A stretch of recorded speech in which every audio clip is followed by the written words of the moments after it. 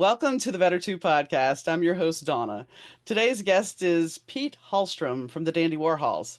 Pete and I have an interesting conversation about the Dandies, but we also talk about his other projects and, well, his biggest passion, which is music. So tune in. Hi, Pete. How are you doing today? Pretty good. Just Pretty. hanging out. Hanging out with all your guitars. Yeah, it's trying to make some progress on various different projects. Well, So that's what looking at your stuff, it was kind of like, your solo stuff besides with the Dandies. It's like looking at your solo stuff, it's like if you go to your Instagram, your life is music and music is your life, it seems. yeah, it has become that way. Um, I have a hard time saying no to projects with people that I want to work with. So there's a number of those going on, even bubbling in the background that um, it's endless. And I'd probably say yes to more, even though I can barely handle the ones I've got. But if it fulfills you, I mean, that's the thing about if you're doing something you're passionate about and something you love, and yes, if you get to work with people that you really, really want to work with, there's Yeah, such a gift in that. absolutely. And I find that I explored different territory, like musically, with different people um, that I wouldn't with, say with the Dandies. There's the Dandies seem to do a thing. I have a role within it. I try and push the boundaries a bit, but I it doesn't. I don't know. It keeps coming back to being kind of the same thing. Um, and so I need to go elsewhere to find, I don't know, inspiration and just excitement about music and art and all that stuff. But doesn't it make it better when you come back after having these outside experiences? it it doesn't it give it a different perspective, especially if you're in the studio or even playing live, because you're working within a different unit, and while it may be the same, now you've had something else to add to it. Maybe you've changed up a riff somewhere or learned a different riff, and you can Yeah, now incorporate that. yeah, absolutely. That it always brings. I mean, even it brings something back, no matter what. Even if it's just I'm more interested in music. A continued interest in it. Um, that find that one little thing that changes. I don't know how you play and makes everything exciting again. Well, speaking of excitement, were you in the studio when was Slash there in studio with you guys, or did he like send in the part that he played on? Yeah, And these days that I don't think that really happens very often. Um, we got sent tracks. yeah, Where I didn't get to be in the studio with Debbie Harry either, which uh, is a big disappointment. yeah. Um, I'm honored to have her on the track. Of course, would have loved to have been there.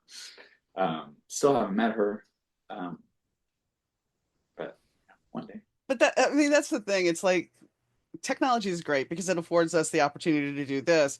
But in the same breath, it's like, yeah, you can't be there and watch them Yeah, take and yeah, create from your piece or add to your piece. yeah. It works both ways. It's been fantastic, and I mean, honestly, it's like I couldn't do all my projects without the technology. You know, so many of them like involve people in different parts of the world, and um, yeah, and just the equipment that everybody has access to now to make music, it's phenomenal. Certainly couldn't have done that if I'd been having to pay $500 an hour for a studio time somewhere. This is true. I mean, now you have the ability to create it wherever. You don't have to all be there, and it can be produced in somebody's living room. Oh, anywhere. Yeah. I Yeah. mean, it's like, Tone Loc was evolutionary because everybody's like, oh, he produced that track in his closet. But now, I mean, if somebody wants to do that in their closet, I think the first couple episodes, or one episode or two episodes I taped in my podcast, I did it in the closet because of the Yeah, acoustics. So, sure. Yeah. I'm sure I've recorded, well, I know that I've recorded things in closets because of acoustics. yeah. Yeah. So, when did you decide that I'm gonna be a guitar player? Was this something when you were younger, like in, elementary school, or was it always something you just gravitated toward? My dad brought home a classical guitar when I was, I think, in second grade or something. And our neighbor was a highly respected guitar builder. And my dad had asked, had said, "Here's $100. Go, can you please find me something decent?" And so he did. And my dad learned a few things and taught them to me. So I always had that kind of, I always, knew I could play a few things. And I had a couple lessons a few years later, and then kind of didn't play guitar at all for years until high school, maybe eighth grade, high school, somewhere in there. And then just sort of dabbled with it and had a high school band that barely did anything. And then it wasn't really until the Dandies happened that it became serious. Well, and I mean, I didn't have a high school band. I had a slightly after high school band, and it's always one of those things where it's like you have this ambition that you're going to do it. But I think when you were in high school, most of the time we don't recognize everything that goes into creating the band, the gigs, Yeah. all of that. Oh And yeah. when you start wrapping your mind around it, it's like, is this something I really, really want to do?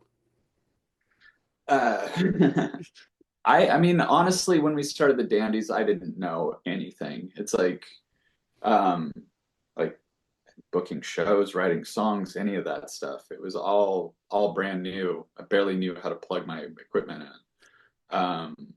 I plugged it in wrong for the first show. Whoops.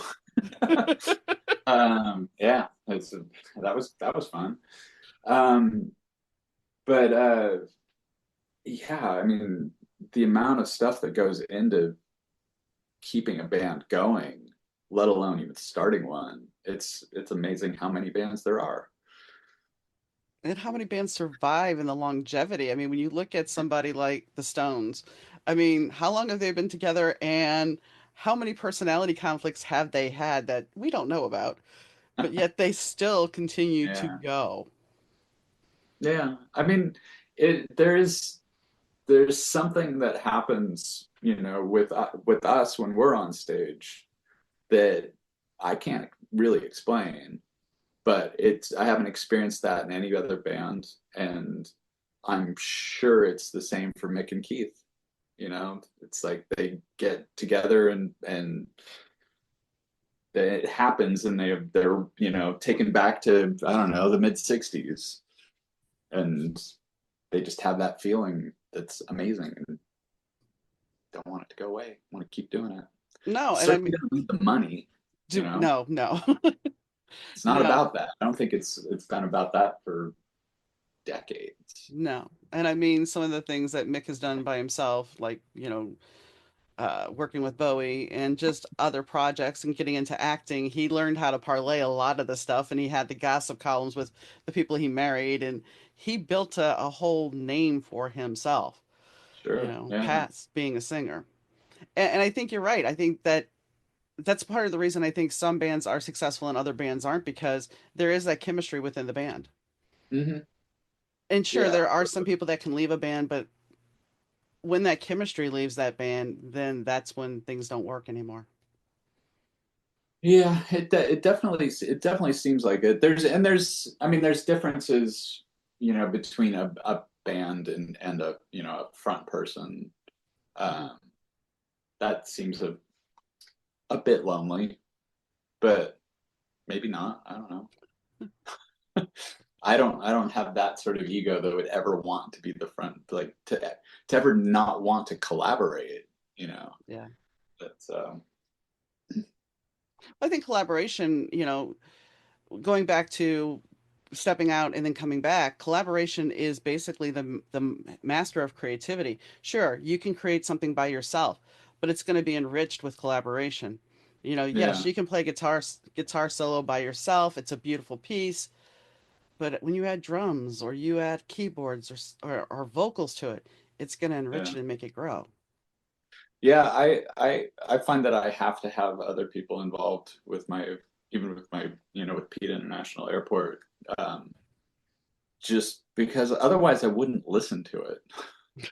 It wouldn't Uh-huh. be interesting to me. It'd be like, there's that, I did that. That's not very exciting. Like I don't know what, the various people that sing on my records, that, they write their lyrics. I don't know what went into them creating that. And Right. that will always be interesting. Do you ever sit down with the person after they've written their lyrics, after you've put it all together and say, okay, so what has inspired this? I I've asked a couple times, and it's the answer's vague. It's the same, like it's essentially the same as if somebody asked me why I wrote a particular piece of music or what inspired it. There might be a vague little seed, but I can't explain it. And it just seems like they can't either. And it's ultimately not that interesting. It's more interesting to imagine what it's about, True. and to our, just whatever it means to you is more interesting, you know. Well, this is true. But I mean, you know, when you listen to some lyrics are very blatant about, you know, dancing with myself. When you look at that, you know, considering the climate that we're in this country, I can see where that song comes from without Hmm. really coming, you know, blatantly stating something. I can see Yeah. where the basis for that the lyrics came from. Yes. But but and that's the sad thing now. It's like we could talk more about that, but then there is the component of if you do, then you're stepping into dangerous territory because you never know what might come if you speak out, which is scary. Yeah. Yeah. Very Which true now. I know you're about to tour the States. By the time this airs, because it'll air later, you guys will Mhm. be in Europe. Are you guys going to come back and tour again in the States, or are you going to go do something else outside of the Dandies? We've got. I think there's going to be another tour in the U.S. announced pretty soon. Okay. Um, and beyond that, I've got, a few other things outside of the Dandies happening, but there's not much else going on this year. And you do play bass for Sun Adams, I correct? do, yes. Uh-huh. What made you decide to do that? Well, I mean, I've played bass in a few other things over the years. I played bass on my own stuff. I've played some bass for the Dandies. Um, and during the pandemic, when I was helping my friend Jason Adams do his solo record, which turned into the first Sun Adams record, um, I played guitar, bass, keyboards, did some drum programming, did a little bits of everything. And then he wanted to put a band together, and I had no interest in being the guitar player in another band, and just wanted to play bass. So it was purely, I don't know, selfish, because I want to get better at it, and um, yeah, it was just more interesting to me. Well, for I need to somebody, start another band and be the keyboard player, and then there I'll you go. actually learn Wait, how to play keyboards. but then I have to ask: is there drumming? You know, is there drums involved in another project somewhere for you? I'm, I think it's too late for me to learn how to play Oh, drums. it's never too late to learn things. You know, you can always learn I something. I know I've sat down at a kit a couple times and tried, and the it's just embarrassing. I don't know. I mean, I don't think I could get good enough that I would be comfortable doing that in front of anybody. understand. Um, yeah, I don't have that separation that that you need as a drummer. Yeah. Yeah, I mean it's a lot more complicated than playing a bass or a guitar, and Yeah. so And let me go ahead. What were you gonna say? I was just, I spent so long, like it's guitar and bass, like very similar. Hmm. I knew enough, knowing what I knew on guitar, it was easy to switch over to bass. And I spent, decades just playing the guitar, so I have a good understanding of how it works. Um, yeah, so that made perfect sense. And keyboard can kind of translate over to with the guitar because you basically know all the musical scales, you know how to create a melody, so that can translate. Drumming, while you can play bass, it's a totally different beast. Yeah, absolutely. So, being the lover of music, and I understand you worked on you worked on the Adams record during the pandemic. What was it like when, the pandemic happened? It's like I know you tour, and I know it seems like you're constantly busy. What was that like for you to have to be in lockdown? Well, it actually kind of happened at the perfect time for me. Like emotionally, I was ready to just uh, kind of ignore the world and just try and, create music constantly.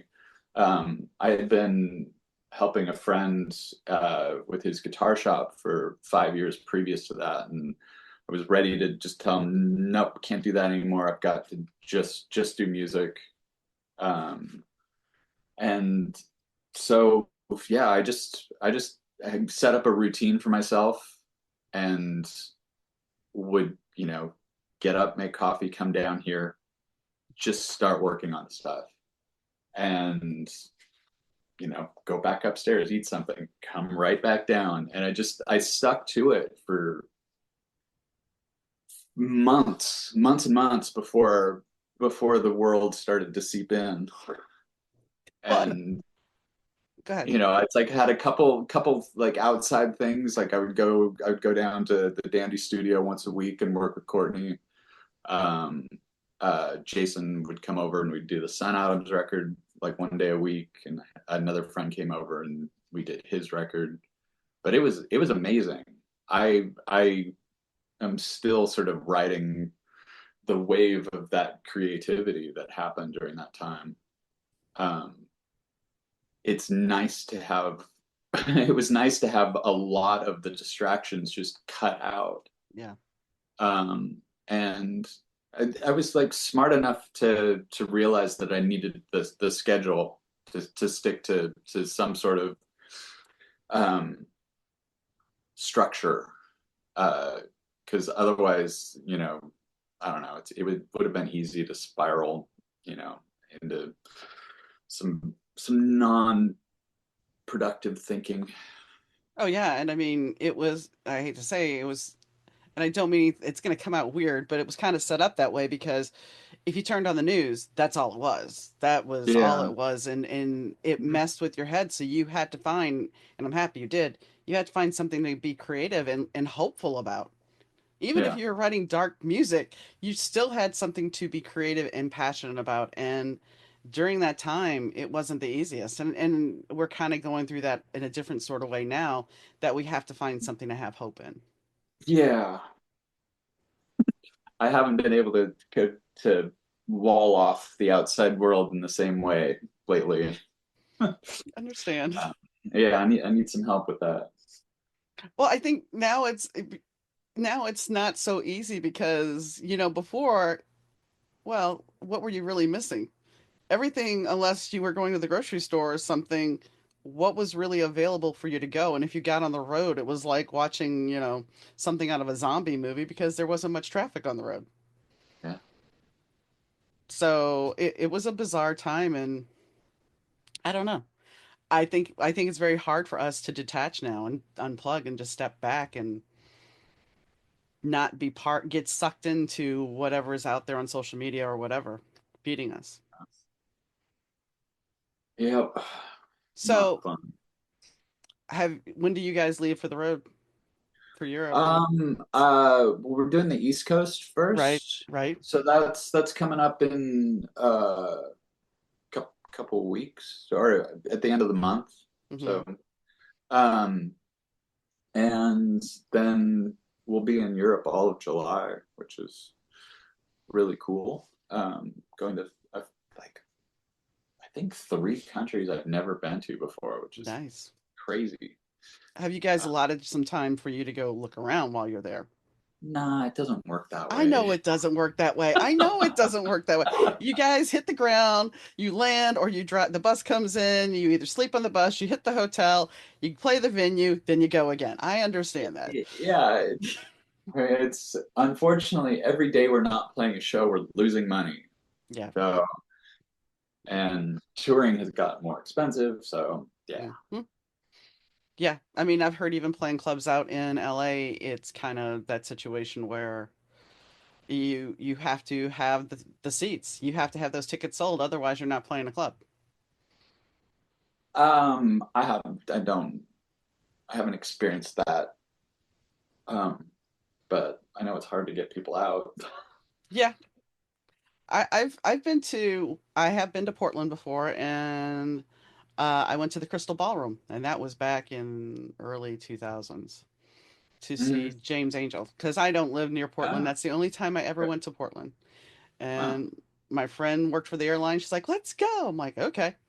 So we went, and it's a lovely venue.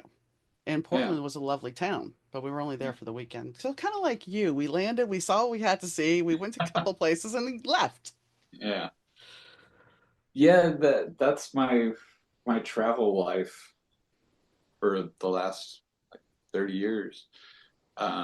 But we keep going back to the same places. So like my understanding of different cities has grown a bit.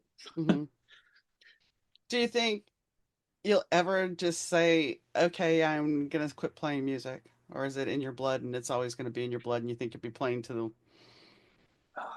You know, like there's that first day of tour that involves planes and hmm hauling gear and stuff hmm that I dread.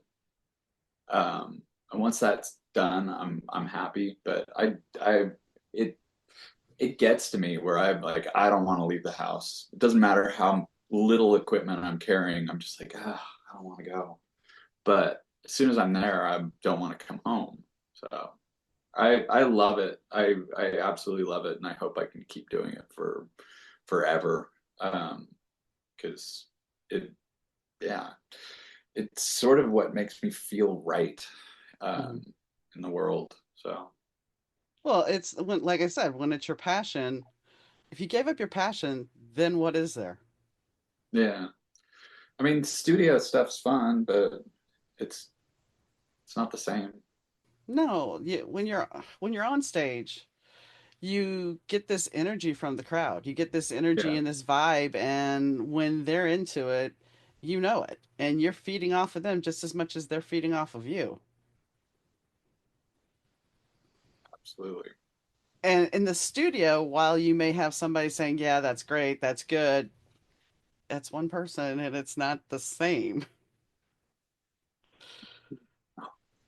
And Can't. when you take that new music and you then translate it to playing it on stage, that's when the real, I don't want to say high, but high comes from, because now your piece of work that you've created is being shared and you can see the reaction. It's not like, yeah, it's great releasing a CD or downloads, but no, you don't know what their real reaction is. No. And everybody's attention is so short these days that even if you have a massive hit, it seems to just go gone. Mhm. So it's yeah. But even that being said, you have to applaud you and the Dandy Warhols for sticking around for as long as you have, because yeah, bands will come and go nowadays because the attention span, like you said, is not there. So you kind of came into this at the right time before everything just kind of went. hmm we definitely we got lucky with our timing as far as getting in on the kind of the end of the major label sort of control thing. We got to experience that, got to experience them kind of falling apart, and somehow we're still here. Well, and when you think about it, it's like, okay, so you had the major labels and they would put all this money behind promoting you and doing this other stuff for you. And now I've talked to artists that are newer and it's like they have to do their own stuff. They have to promote themselves a lot harder than, what you guys had to do at the time. And then I don't know that there's such the glamour that there used to be or prestige about being in a band and a rock star and No, but everybody still wants, or so many people still want to do it. Mhm. So But it I don't know. It was, it was never really that for me that was interesting. It was, I always just wanted to play music. I never expected any sort of success. Um, Looking back, it's shocking that we even got signed to a major label. Like we never fit anywhere. It's like, it's like there was moments where there was whatever people caught on, like that we did the right song at the right time, but it we just did not fit on Capitol. We did not fit on the English label ever. Um, it would have made more sense if we were on an indie label the whole time or doing our own thing, but whatever. It very happy that they took the chance. Well, and that's the thing, right place, right time, and them taking a chance offered you a career where Yeah, oh, absolutely. and the thing is, and you know this, just because you get a record deal doesn't mean you're going to get a career out of it. No, huh? The I mean, yeah, absolutely. There's no way. Um, there was some statistic going around ages ago that's like I'm gonna get it all wrong, but it's like 10% of all bands got signed to a major label, and then 1% of those got to make a second record on that major label. Yeah. I don't know if those numbers are true or whatever, but it's small percentage, even smaller Mm-hmm. percentage. Um, so yeah, we had like the fact that we did 4, 5 records, can't remember. Yeah, amazing. But that's the thing. Nowadays, you don't see there's the give and take because nowadays, while you have to promote yourself more, you also don't have to worry about the gatekeepers. You get to put yourself out there, you get to put your music out there. You don't have the gatekeeper saying, "This isn't a single." Yeah. Um, I don't know that's necessarily a bad thing. True. It wasn't as much of a bad thing. Um, in those times where the record label execs were unsure of themselves. Like, the whole grunge thing, that happened and there was an influx of interesting music. Because the execs got caught by surprise. I don't Mm-hmm. think there's no surprise anymore, which No. is a bit disappointing.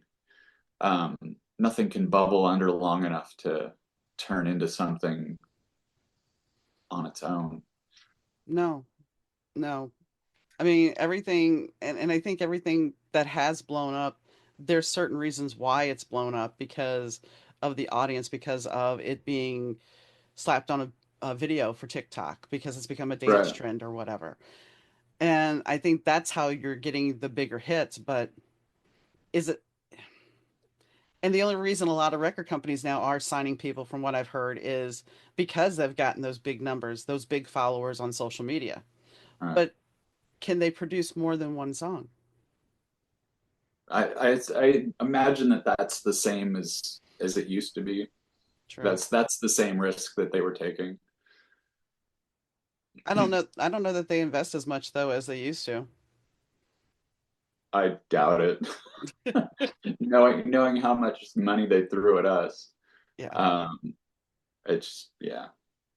So But I've always, I don't think anybody spends the amount of money that got spent on some of the videos we made, and I don't think that happens. well, and now with the now with the use of AI in videos and stuff, it's cheaper to make a video that way, is it not, than recording a regular video? I believe so. But hey, you can Yeah. record your video on your iPhone if you want, I mean, I I mean it's the same thing, with all the music technology being at everybody's hands. It's like mhm, all the video stuff is too. You Therefore there is more content, but it's harder to get noticed. mhm. Um, and I don't know.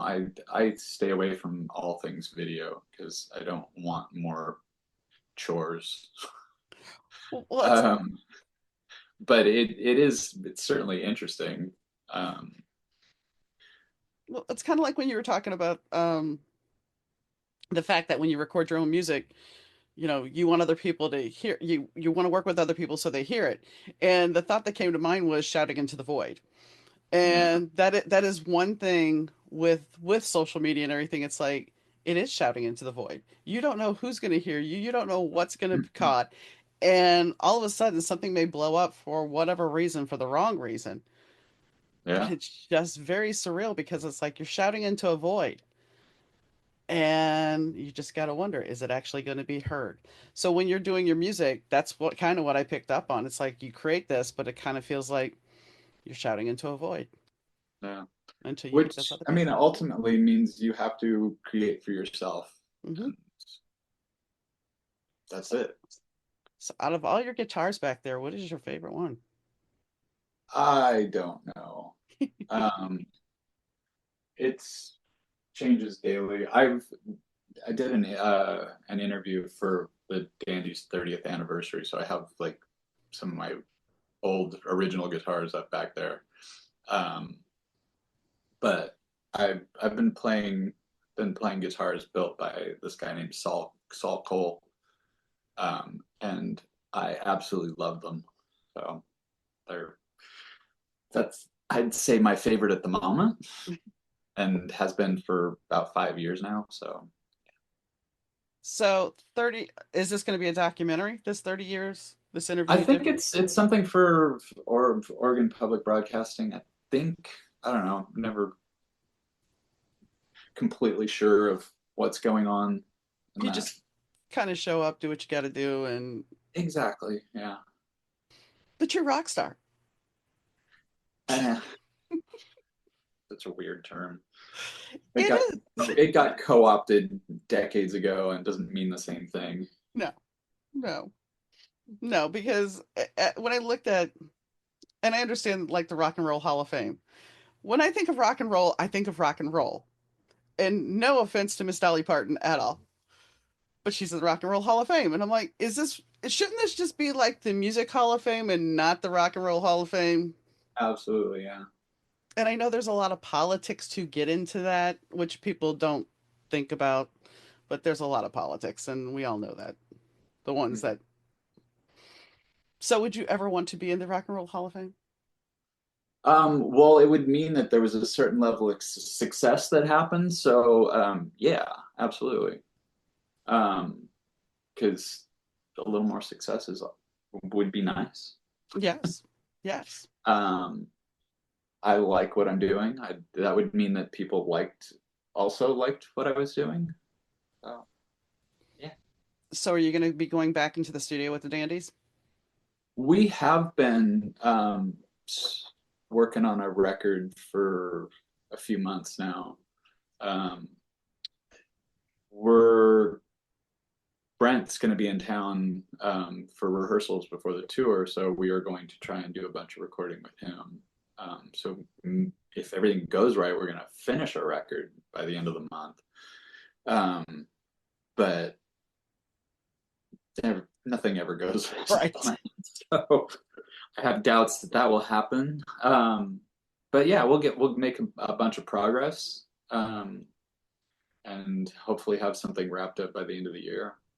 It's most likely a new record next year, then. Eight, yeah, I mean that's the plan. We don't want to wait 5 years between records like it's been going on previous to that. So You lose some momentum, I think, when you especially now, and like we were talking about in today's culture, you can hit something and then be gone just as quick. Yeah. So, and I know you guys have a fan base, so it's not like you're going to disappear, but it's also good to keep playing on that momentum. Absolutely. Yeah. And I I thought the last record was much stronger than a few of the previous ones, or at least more focused. No. Um, and I'm hoping this one's gonna be that way too. Um, we'll see. On your Instagram, you have a picture of a little pup. Is that your puppy or is that somebody else's? Oh, on my Instagram? Yeah, there's a picture of you get this cassette before the French fry gets it. Oh, that what? Yeah, Wait, on the Dandies or my personal your one? personal one. Who did that? I don't remember. I just was perusing and I happened to run across it. But obviously, it's not your puppy. Oh, I think that must be oh, okay, I know what you're talking about. Yeah, that's the guy that owns the label that puts out all the PIA Okay. sign items stuff. He has a little critter called French fry Ah, and another one called Panda and yeah. I didn't think it would. I don't have any pets. I have plants because they can survive a little bit better when I go away. Well, I didn't want to assume that it was yours because yeah, being on the road, it would be hard to have animals Yeah. because you're not there. Um, so what do you do besides play music in your free time? Play music. Um, I yeah, play a lot of music. Um, I've I have a lot of house plants and a garden that has to be taken care of. Um, Is I like this to cook. is this part of that prepping thing that your lead singer was talking about in the Independent magazine, or is this just because it's a fun hobby that you like to do? It's just stuff that grew up with. My mom's always had plants, and I I like them.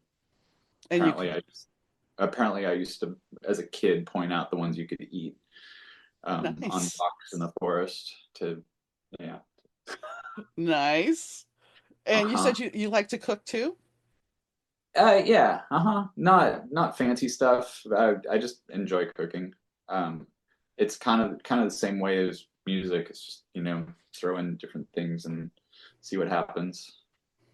Yeah, Um, I got into making sourdough this year, and it was kind of like, okay, what are you doing? But yeah, that's a whole process in itself because you have to feed it every day at the same time, and yeah, it's a whole thing. But cooking can be fun. What kind of, is it just something random? Do you have a nationality you like to cook in? tends to be Indian Okay. more than anything. Um, I've been vegan for 6, 7 years now, so that's just easier, I Hmm. guess. Lots of garbanzo beans and lentils and vegetables. So yeah. If there's one place you could actually visit that you haven't visited, where would it be? Japan. And you haven't been there, huh? I have been there for a day, Okay. on the way to somewhere else, and that's it. So um, I've been fascinated with that country for, I don't know, pretty much as long as I can remember, and it's very strange that I haven't been there. I'm thinking that you would be so inspired being there. I just have this feeling that it would be such a vibe check for you that it would be so inspirational and just zen-like for you. Yeah. My parents took a trip there a few years ago, and it, they did this really cool walk, I think from Kyoto to somewhere else. And they stopped and stayed at different monasteries, I think. It Mhm. was, um, but it was my dad's photographs were just phenomenal. I'd like to go do that So as maybe well as, as well as go shopping. So maybe what you need to do is take maybe a 2-week break from all your other projects Uh, and go find your zen moment. Because I think honestly, I really do feel that this would be like place where your heart would be. I know that sounds crazy, but it would be very inspiring for you. yeah, I don't know why. It seems to the flow of the energy there would be good for you. It really would. I I I think the same thing. So then why don't you do it? Um, I don't know. Um, because there's always a project that needs taken care of. But here's the thing. Maybe that project that needs to be taken care of is this trip for you. I yeah, I honestly I think you're right. At some point, I need to take some time for myself and do exactly that. Because kind of think about it. It's like get to that moment where you were during lockdown. Yes, you were working on projects, but take the other projects out and think about the peace you had, and then Mhm. think, hey, if I went over there and just detoxed and just relaxed, and I mean detox from the outside world, Yes. you could have some inner peace. Yeah. I think we all need that. Yeah, yeah, we do. Yes, we do. So, are you? I know you're going to be touring most of the summer. Are you going to be doing any other projects this summer besides the Dandies? Uh, Sun Adams is doing some shows. We're gonna do a little East Coast run in the end of June. Um, and then we have a couple little festivals in August and September. Um, Besides that, I'm hoping not. Like, be nice to, I don't know, go on some hikes and stuff. Get out I of the basement. yeah. I mean, nobody thinks about when they think about being a musician, nobody thinks about the fact that when you are on the road, it is grueling.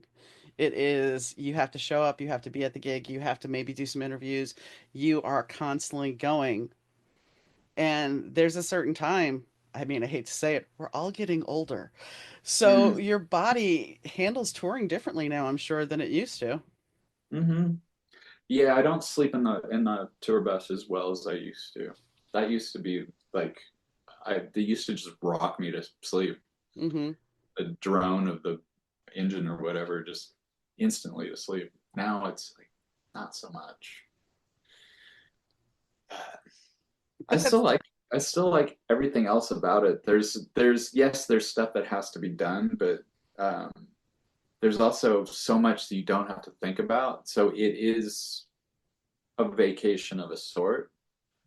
Um, you don't have to think about taking the trash out. You don't have to worry about anything. Usually the home stuff, like just kind of, I don't know, block everything up and hope for the best and turn that part of your brain off. and make sure you have a good security system so nobody comes in and violates your property.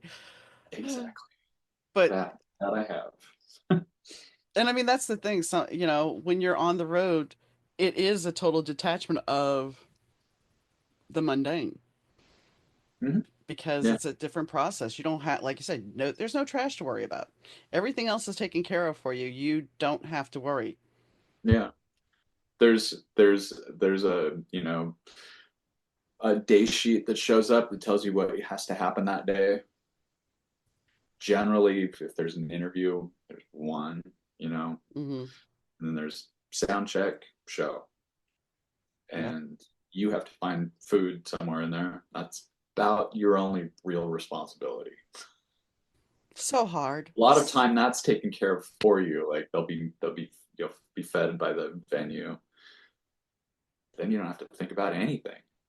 No, except to make sure you're up, ready to go, and that's it. And then, well, there's wake up calls for making sure you're up and ready to go. So, plus a tour manager knocking on the door if worst case Yeah, scenario. but you like there's somebody that does that for you. You know? Hmm.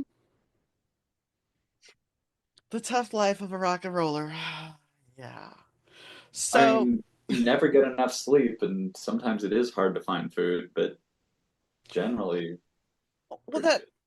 I mean, that's one thing you know, I've only played, not, I haven't played, but maybe a couple of gigs. And I do know that even just working a normal job in high school, when I would get off my job and it would be midnight, I would be so amped up that I couldn't go to sleep right away. And I know being on stage, and even if you gave it your all, you are still amped up because you just had Oh this yeah, massive surge and you played the show. And uh, so you have to wind down.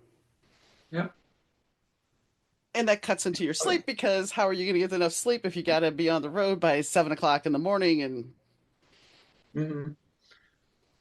Oh yeah. It's a constant like struggle. Stay up, go to bed. but Yeah. when you're in your 20s, that's an easy thing to do. Oh yeah. When you're in your 50s, your body is a little non-forgiving about lack of sleep. Yeah, it definitely catches up with you quite fast. Hmm.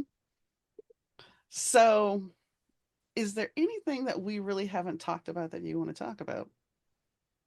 Um, I don't think so. I mean, kind of gone over all the projects and yeah. Or are you going to be releasing any more for your own personal stuff? The air traffic controller? Absolutely. I don't know, middle of making a record. I don't know where in the process I am. I'm starting to reach out to different people to sing on certain tracks. Which is always uh it's difficult because there's so much doubt, self-doubt involved. It's painful. Um, but I get over it and then send things off and then worry about people's responding or not responding. But Um, but I like the songs. And there's yeah, it's a good bunch. I always wonder if it's going to be better than the last one. Um, we'll see. They but seem to be. it's funny somebody of your stature who has been in the industry for 30 years, you're basically speaking like you have imposter syndrome when it comes to your own personal music. Of course. But But I why? mean, it's part for me. It seems like it's if I could figure out a way not to go through that, it'd be great. But that seems to be part of the process. Okay. Is doubting that what you've done is any good, um, and then kind of put it away for a while, come back to it, and go, is it good now? Nope. And just until it's the right time. I don't know. It's a weird process, and if I do it with everything.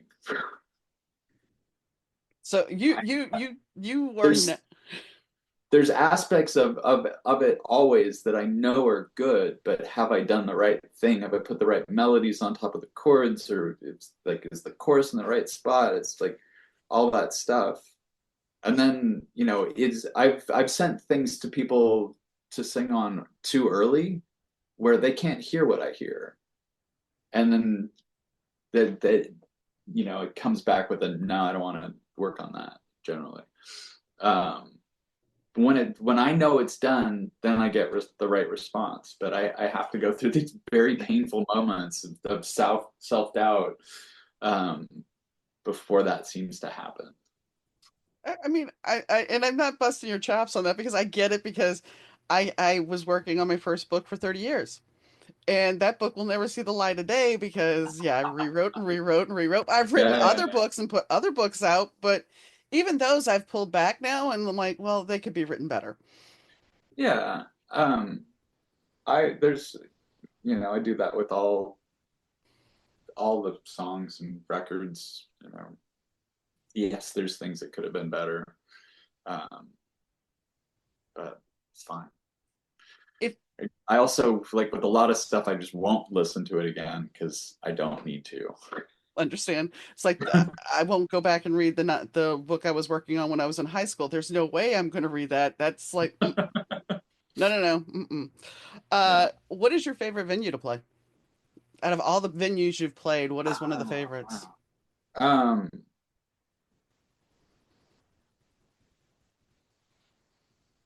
uh, see the Paradiso in Amsterdam, uh, the Olympia in Paris.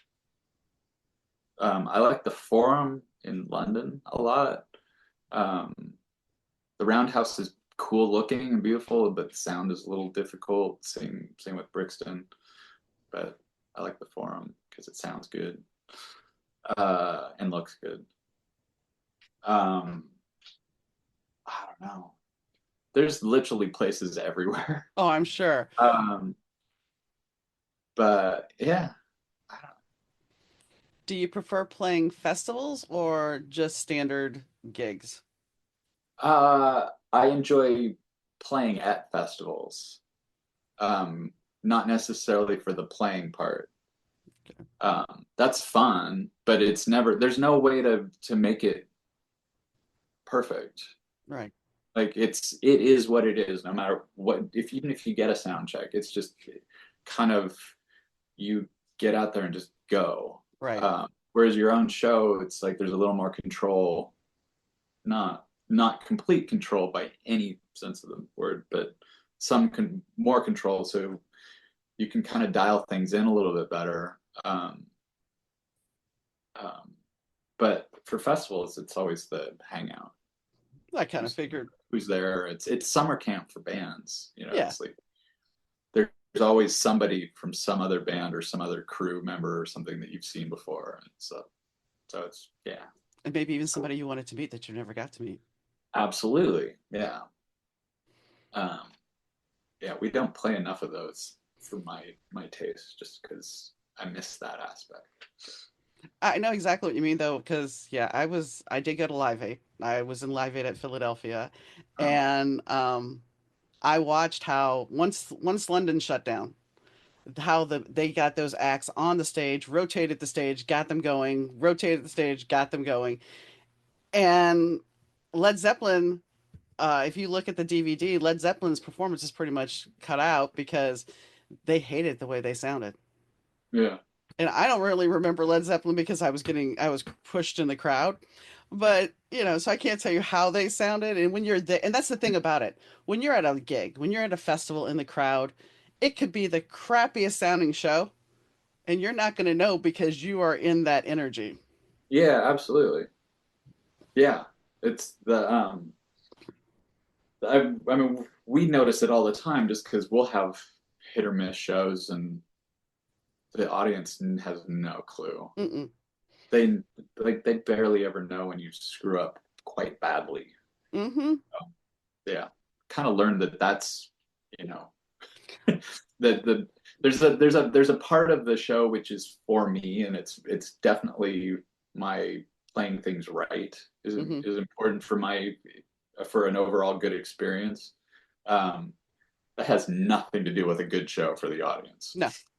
Absolutely, we can all have a terrible show on stage, and the audience will have a great time.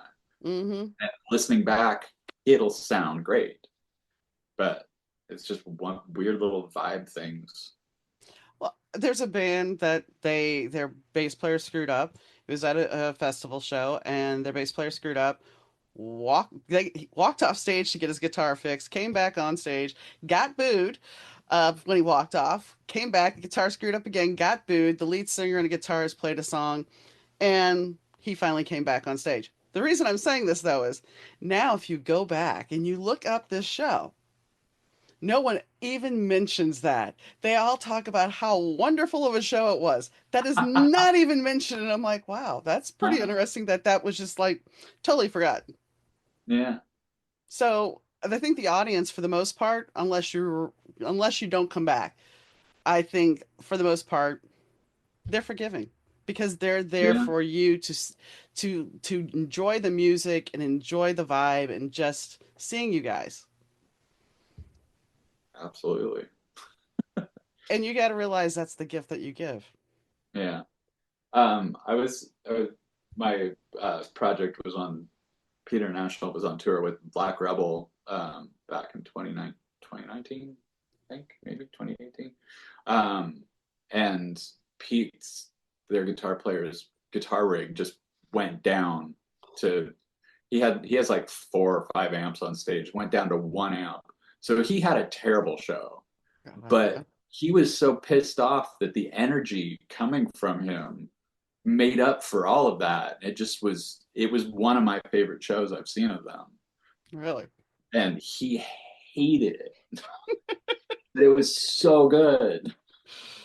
Isn't it weird though the perception that, he's actually in total turmoil, but you're thinking, gosh, this is a great show. Yeah. Perception is everything.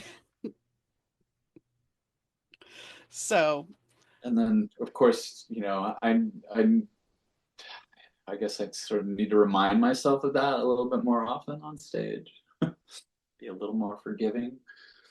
I think just as humans, we need to be forgiving of ourselves, but we are so trapped in trying to make everything perfect. Hmm. And the thing is, it's never going to But be part of that perfect. is like part of that striving for perfection or whatever personal perfection uh, is what is involved in creating. Mhm. So, But I guess my point is, we get to a point where if you get trapped in the perfectionism loop, then you almost become abusive to yourself. yeah. And I'm not saying so much you or myself, but there are people that will use a painting, for example. They'll overpaint, overpaint, overpaint because they're trying to get it perfect, and then they'll just trash it and just be disgusted with themselves and abusive with themselves because of that. And that's where you have to kind of go, you can always start over again. You don't have to beat yourself up. And I know that's not easy. Yeah, keep Trust me. trying. I know it's not easy. As I tell people a lot, I give great advice. I just don't always take it. Uh-huh. Not always. So, if there's nothing else, you're going to be on tour. Hopefully, by the time this comes out, because and normally I wouldn't say this, but this will be the July 4th episode of the show. Oh wow. Okay. So by then, hopefully the U.S. tour will be announced, and you'll be back over here shortly after this, and Yeah. all will be right. So I thank Awesome. you, Pete, for coming on. Yeah. Thank you so much. So I told Pete before we got off air that, it's obvious that music is his life and life is music for him. And there's nothing wrong with that. And when you can find your passion and you have that creative drive to constantly create something and want to build on it, and, you know, it feeds you. It's your passion, it's your desire. It allows you to just see things grow, see things mature. And that is something that so many of us don't always have that gift or that ability to say, okay, I'm going to do this. I'm going to take care of this. We have to find those times in our life to find what fills us up with joy. And so often now I have been, I've had the luck of having people that talk about their creative passion. And when we always talk about passion, especially in the romance field, the romance writers field, it's always about, sex and love and da da da da da, and that's passion. But we can have passion in many different ways. And, I remember throughout my life that anytime I would talk about writing, people are like, well, this is something you're passionate about. You just light up. And I think that is the one thing that if you can step back in your life and look around and go, what fulfills me? It could be gardening, it could be cooking, it could be making that perfect sourdough loaf. But you have to find that passion to try to weigh out some of the heaviness of the world right now. Because if you get sucked into what's going on in the world in general, well, you could lose yourself. And You have to find something that's going to make you happy. And what are those questions that you can ask that will lead you to that passion? You know, did you love to paint? Did you love to create when you were a kid? Did you love to draw? And I'm not talking about an adult coloring book. I'm talking about getting some crayons and getting a coloring book and go color or sheet of paper and draw. If somebody told you a long time ago, you can't sing, you can't color, you can't do this, you can't do that, why is that? Find a way to embrace that passion because look, Pete made a career out of it. 30 years with the Dandy Warhols. And when he started, sure, he started playing as a younger person. But when things came to connect, to find that right place, things took off. And that's the thing you have to consider that maybe you start something as a hobby. Maybe you start something as, you're creating something on the side. Well, what if that were to turn into something that can give you a different life? And I'm not saying fame and fortune, but enough to carry you through to make you happy. Sometimes we think we need all the trappings of everything. And yes, we need to have our rent paid. We need to have or our mortgage paid. We need to have our car paid if we have a car note. We have to have food on the table. We have to have a roof over our head. But do we need the rest of the trappings? Do we have to have all the stuff that maybe isn't needed? Do we have to look at the world in a different light and say, hey, maybe gardening is a nice thing to do? I can grow my own food. I get to work in the soil. I get to ground myself by doing this because that is a gift. Just like the energy he gets when he's up on stage and what you get when you're down there listening to the band. There's that energy transfer, and it's something that we don't talk about. But even gardening, when you're working in nature, it's the same thing. So find something that you're passionate about and embrace it. Embrace it and see where it goes. Because no matter what, it's going to fill up your soul.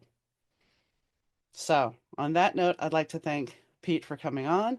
I'd like to thank Rich Zai from Third Ear Audio Productions for doing the sound. I'd like to thank Fast Susie for the intro and outro music. And most importantly, I'd like to thank you for tuning in because no matter when you're listening, morning, noon, or night, I really do appreciate it. So, until then, I'll catch you next time, guys. Bye.